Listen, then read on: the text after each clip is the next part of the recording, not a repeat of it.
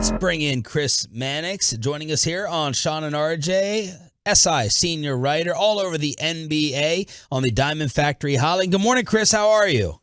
What's going on, guys? What did you think of the Kyrie trade initially, and how do you think it's worked so far? I mean, it was certainly a roll of the dice. High risk, high reward for Dallas. They clearly needed to do something to at least create the appearance that they're trying to add something, of star caliber alongside Luka Doncic. But look, I covered Kyrie extensively when he was in Boston. I followed him, of course, with what happened in Brooklyn. There's enormous downside to bringing someone like him in. So I had similar feelings to a lot of people did about the deal. And look, I actually think despite the record, it's worked out pretty well, so far for Dallas. They had some ups and downs early, but from everything I hear from people internally there, Kyrie has been, a great teammate and a great locker room guy with that team so far. It's pretty clear Luka enjoys, playing alongside him. So I don't know what happens in this final month and a half of the season, but, I think so far it's been a net positive for the Mavericks. What's something that doesn't get talked about enough with him? Maybe something underreported, if that's possible, or something many people don't know that you picked up on while covering him up close? Well, I mean, there's a lot of things. I mean, there's just, both positive and in a way negative. Kyrie, he's a guy that when you have young players on these teams, Kyrie is someone that they kind of grew up in a way, I don't want to say worshiping, but watching, and he was their role model coming up. So guys are excited often about the possibility of playing with Kyrie Irving because they've seen him play. They saw him play in the finals for years, and he's become kind of their guy. So that's something that, he can be a leader. He can have a positive effect on locker rooms. The downside is that in Boston, he didn't show a lot of patience for young guys, that he didn't show an ability to kind of fit in within the construct of a team. And that cost him a lot in Boston. It probably cost him something in Brooklyn. So, look, I keep going back to the same kind of phrase. He's high risk and high reward. Like what is he, 30, 31 years old? There's certainly the potential for him to be, the running buddy of Luka for the next 3 or 4 years at a highly successful level. But there's almost equal potential for him saying, you know what, I don't like this place anymore. I'm going to go walk to Los Angeles or Phoenix or wherever else might have room to come and get me in the offseason. Do you think that, Cuban or others should be terrified in giving him the extension that he wants? And do you think the rest of the league will give him that market that Mark and Nico Harrison have probably already committed to? Well, it depends on what he wants, right? Like he's going to be the very best version of Kyrie for the rest of this year. That's unquestionable. You're going to get a good locker room guy. You're going to get a good teammate. You're going to get, the best version of him on the floor. He wants to get paid. Like that. It's as simple as that.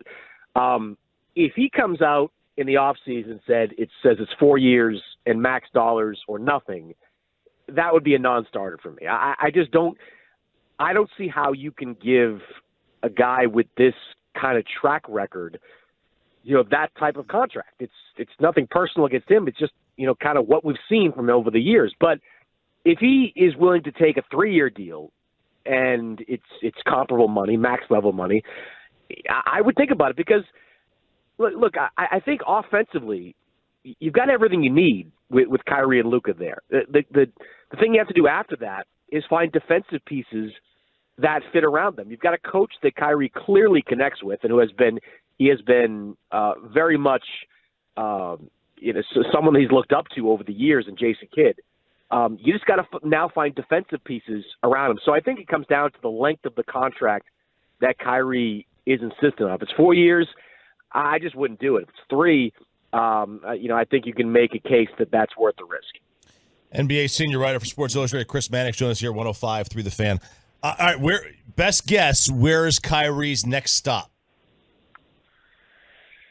Just because I think he's going to have an effective finish to this season and he's going to convince some people in Dallas that he's worth that risk, I think they do come to an agreement. And he is in Dallas, over the long term. I mean, look, the Lakers, they're the most obvious option, right? Everybody's talked about them. But if you're the Lakers and you kind of see what's happening over these last couple of weeks where, Jared Vanderbilt works and Malik Beasley's making shots. And I know D'Angelo Russell is out, but he had a game or two where it looked like he could be a good fit in there. Why would you blow all that up just to bring Kyrie Irving in on a contract and give yourself a team of Kyrie, LeBron, AD, and nothing else? Again, I think the Lakers might have learned a lesson or two over the last couple of years about just kind of trying to collect stars. And I don't think they're going to be as ambitious as some people think about going after Kyrie Irving. And that might leave the Mavericks as kind of the only game in town. Kyrie's not going to a team that has cap space. He's not going to Detroit. He's not going to San Antonio. I think ultimately, even if this season ends with a first-round exit, as long as Kyrie and Luka appear to be on the same page and Kyrie is someone that you can trust, looks like someone you can trust in the locker room, I think the Mavericks come to find a way to get a deal done. What is Luka's perception around the league? Is he a destination player yet? Oh yeah, of course he is. He's not the I wouldn't say easiest is the wrong word, but he's not the conventional guy that you'd say all right, you could put anybody alongside him. You got to find the right pieces to put it alongside him because he is such a ball dominant guard and he does kind of attract a lot of attention. But look, guys want to be where successful superstars are. And if you've got a combination of Kyrie and Luka playing at an extremely high level, you're going to have guys that want to play there. It's as simple as that. I mean, and if you're Dallas, you're not necessarily looking for, the next star in that team. You're just looking for ancillary pieces. You're looking for a defensive-minded wing. You're looking for a shot-blocking defensive-minded center. Now, those guys don't just pop out of nowhere, but if you can find a way to get them either via the draft or trade, you're onto something. Because if you have Luka and Kyrie, you don't need a heck of a lot to be highly competitive in the Western Conference. I mean, the Mavericks did it last year without Kyrie. So I think if you can just find a couple of quality pieces alongside him, you can put them – the Mavericks will be contention in the West really quickly. There's been a lot of discussion here locally in Dallas about Jason Kidd and sort of his reputation. At the end of last year, it felt like there was not much that he could do wrong. And I think perceptions changed pretty quickly here in Dallas just from some of the rotation, questions with Josh Green, Christian Wood, some of the things he's had to say about Luka. What do you think the perception is around the league at this point about Jason Kidd as a head coach and if this is somebody that guys enjoy playing for? Yeah, I think he has elevated himself as a head coach in this stop in Dallas. He was very average or worse in his first two head coaching stops. I mean, when he finished in Milwaukee, I'll be honest, I thought he was done for a while as a head coach. But I love what he did when he went to Los Angeles. A lot of people thought there he was going to submarine Frank Vogel. Instead, they developed an incredible relationship that continues on to this day. And I think Jason learned a lot about coaching NBA defenses and coaching players, from, a head coach who had been there, for a lot of years in the NBA anyway, like Frank Vogel. And he took some of those lessons to Dallas. I mean, look, you can nitpick some of the rotations. I also would be playing Josh Green a lot more than Holiday or some of the other guys that are in that mix. But Jason's got his reasons for it, probably on the defensive side. I don't mind either some of the less than subtle critiques of Luka Doncic. I mean, look, I'm in Boston last year. Part of the reason the Celtics elevated into a finals team is because Ime Udoka kicked the crap out of them publicly every single day. And so I think sometimes we're way too sensitive when it comes to players. I think sometimes you've got to publicly call them out, and you've got to be aggressive about it. I mean, Phil Jackson did it for a generation. Like I said, Ime Udoka did it last year. I mean, I think if you have a coach with the gravitas of Jason Kidd, he can get away with calling out Luka Doncic and saying things which are true, which is, effectively you've got to leave the referees alone and go out there and play the game. And on that other front, Christian Wood has been a big part of that. People are confused that, hey, this is somebody that you acquired this offseason. This was supposed to be Luka's tandem guy.